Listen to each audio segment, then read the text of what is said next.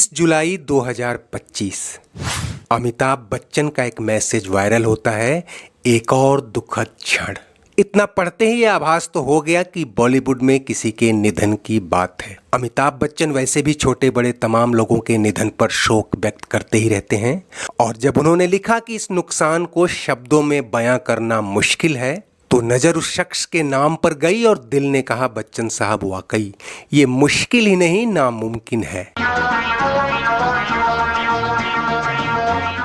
दोस्तों, आज की कहानी कहां से शुरू करें समझ में नहीं आता, क्योंकि बात जहां से शुरू हुई है वहां से आप में से कुछ चंद जानकार या अमिताभ के डाई हार्ड फैन ही जानते होंगे कि चंद्रा बरोट किस चिड़िया का नाम है, और सरसरी नज़र में सब कुछ पढ़ लेने वाली नई पीढ़ी तो इन्हें जानती भी नहीं होगी। इनके फिल्मोग्राफिक प्रोफाइल से शायद यही जान पाए कि 2-4 फिल्में बनाने वाला एक अदना सा अनजाना सा डायरेक्टर इस दुनिया से विदा हो गया। लेकिन दोस्तों, ये वो नाम है जिसके बगैर कई नाम अधूरे हैं, जिसने केवल एक फिल्म से बॉलीवुड का जॉनर ही नहीं इतिहास बदल कर रख दिया। यही वो डायरेक्टर था जिसने सही मायने में अमिताभ बच्चन को पहली सोलो सुपरहिट फिल्म दिलाई, और जिसके दम पर वो बॉलीवुड के डॉन बन गए।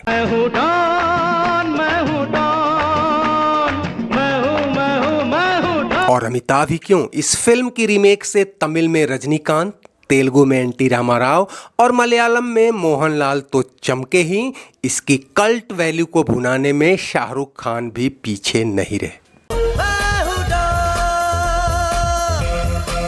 12 मई 1978 देर शाम डायरेक्टर चंद्रा बरोट को फोन आता है कि बॉस, अंडरवियर फट गया।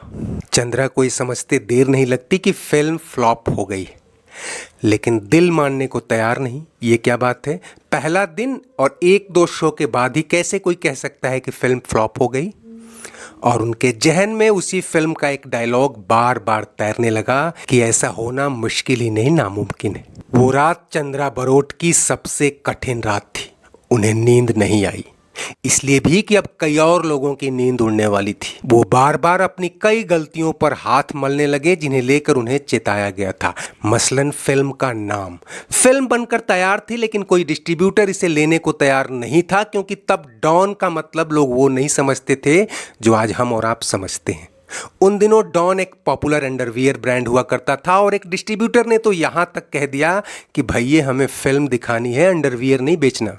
और दूसरी गलती उन्हें ये कचोट रही थी कि यश चोपड़ा जैसे दिग्गज डायरेक्टर की फिल्म त्रिशूल से डॉन को क्यों टकराने दिया। 1 हफ्ते पहले ही त्रिशूल रिलीज हुई थी और हर तरफ हाउसफुल जा रही थी, जिसके सुपरहिट होने में अब कोई संदेह नहीं था। उससे पहले आई कस्में वादे भी हिट जा रही थी। अब जब एक ही समय अमिताभ की 2 हिट फिल्में चल रही हों, तो तीसरी कौन पूछे। और तीसरी कशक उन्हें खाए जा रही थी, वो इस फिल्म का प्रमोशन नहीं कर पाने की मजबूरी। प्रमोशन के लिए पैसे नहीं थे, तो इसे 2 बड़ी फिल्मों के बीच रिलीज ही क्यों किया, जहां अन्य फिल्मों को अखबार पत्रिकाओं के माध्यम से अच्छी खासी पब्लिसिटी मिली हुई थी।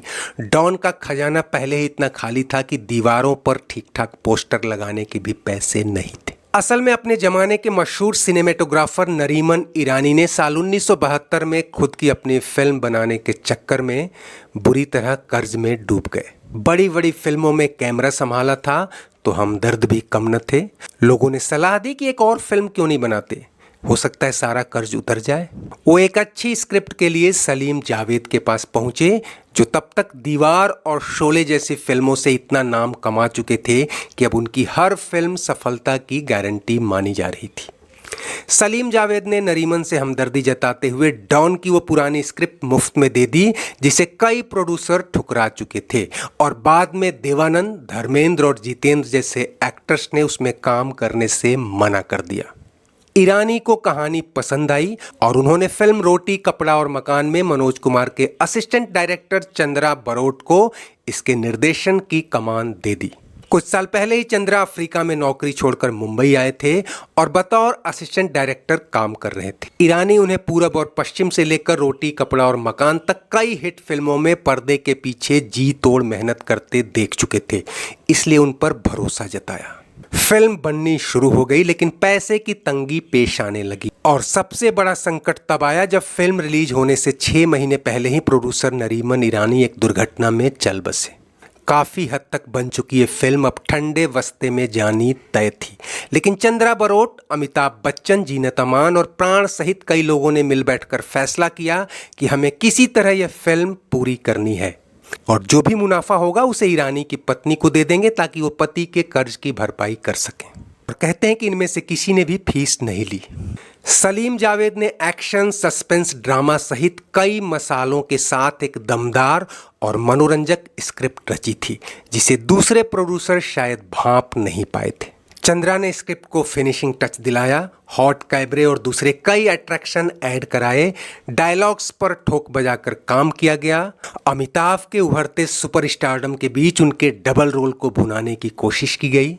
चंद्रा बरोट ने कैमरे से लेकर एडिटिंग टेबल तक रात दिन मेहनत की और फिल्म पूरी होते ही इसे अपने मेंटर मनोज कुमार को दिखाई। मनोज ने कहा, यार फिल्म तो जबरदस्त बनाई है और कहानी इतनी तेजी से भाग रही है कि दर्शक इससे बच जाएंगे। उनके पास टॉयलेट जाने तक की गुंजाइश नहीं छोड़ी है तुमने। मेरा मानना है बीच में एक हल्का फुल्का गाना डाल दो। और तब टॉयलेट ब्रेक के तौर पर वो गाना लिया गया जिसे संगीतकार कल्याण जी आनंद जी ने देवानंद की फिल्म बनारसी बाबू के लिए तैयार किया था, लेकिन उसे शामिल नहीं किया जा सका। और इसे गुदड़ी का लाल कहिए या कुछ और, डस्टबिन से निकला गाना जिसे सिर्फ इसलिए डाला गया कि ऑडियंस थोड़ी रिलीफ ले सके, न सिर्फ उस फिल्म का, न सिर्फ उस साल का, बल्कि उस दौर का कल्ट क्लासिक गाना बन गया।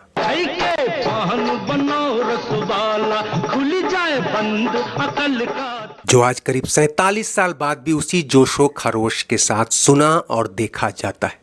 अनजान के लिखे जिस गाने के अवधि शब्दों को लेकर ना नुकुर कर रहे महान गायक किशोर कुमार को तब शायद पता ही नहीं था कि यही गाना उन्हें लोकप्रियता के सबसे ऊंचे मुकाम पर पहुंचाने वाला है। खुल जाए बंद अकल का ताला। खैर दोस्तों, हम लौट कर आते हैं मई 1978 के उस दौर में जहां चंद्रा बरोट की नींद उड़ी हुई थी, लेकिन वो सिर्फ एक आध दिन की बात थी। उसके बाद जो हुआ उसकी तस्दीक कुछ साल पहले ही अमिताभ बच्चन का ये ट्वीट करता है। आप खुद पढ़ लें, वरना लगेगा कि हम बात बढ़ा चढ़ा कर कह रहे हैं। एक हफ्ते बाद इस फिल्म का जादू लोगों के सिर इस कदर चढ़कर बोला कि एडवांस टिकट के लिए मुंबई के सिनेमा घर में 1 मील लंबी लाइन लगी थी। जुबानी पब्लिसिटी के दम पर ही इसकी लोकप्रियता बढ़ने लगी और कुछ महीने बाद ही त्रिशूल और कसमे वादे को भी ये फिल्म पीछे छोड़ती दिखी। फिल्म लगभग सभी सेंटर्स पर लगातार 50 हफ्ते चली और हैदराबाद में तो इसने 75 हफ्ते का रिकॉर्ड भी तोड़ा। और आपको जानकर हैरानी होगी कि हिट सुपरहिट होते हुए एक कल्ट क्लासिक इसलिए भी कहलाई कि रिलीज होने के बाद से करीब एक दशक तक, यानी पूरे 80 के दशक में यह कई शहरों और कस्बों में उतरती, लगती और चलती ही रही। और टीवी वीसीआर की पॉपुलैरिटी के बाद तो इसकी व्यूअरशिप का कोई सानी नहीं था।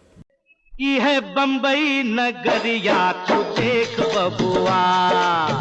हालांकि मुकद्दर का सिकंदर उस साल की सबसे कमाऊ फिल्म रही, लेकिन डॉन ने अमिताभ की पर्सनैलिटी में जो डाइवर्सिफिकेशन का तड़का लगाया उससे वो बॉलीवुड के डॉन बन गए।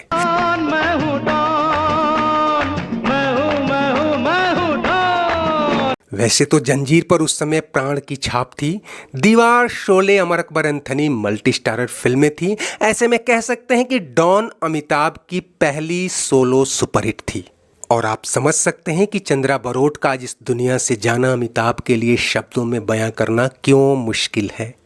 खैर, चंद्रा बरोट को भावभीनी श्रद्धांजलि के साथ ही अपने दोस्त को विदा दीजिए। चलते चलते वीडियो लाइक शेयर तो कीजिए ही, अगर चैनल सब्सक्राइब नहीं किया है तो वो भी करते चलिए।